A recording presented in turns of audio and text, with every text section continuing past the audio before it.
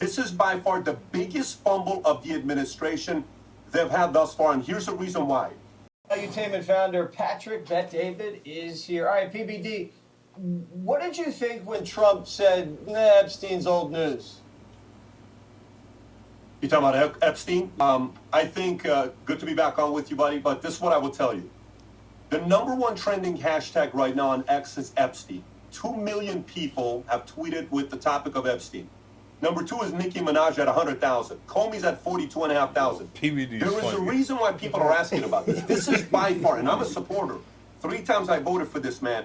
This is by far the biggest fumble of the administration they've had thus far, and here's the reason why.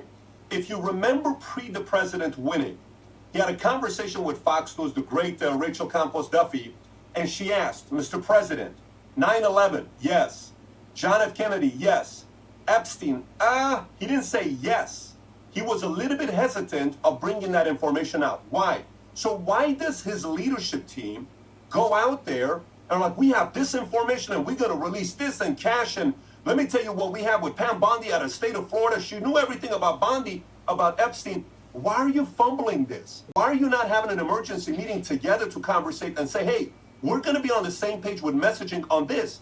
All you have to do is send a message to everybody, say, God, let's have a conference call. Here's what we're going to be saying about this, because this was a very important issue to not 80% of the voters that voted for President Trump, but I think 20% of the voters wanted to know what's going to happen with Epstein, and it's a big letdown. I think this was the biggest fumble when it came down to Epstein, and the more they answer like that, the more attention you're going to draw to. People are going to ask, why are they so nervous about this? What do you know that the rest of us don't know?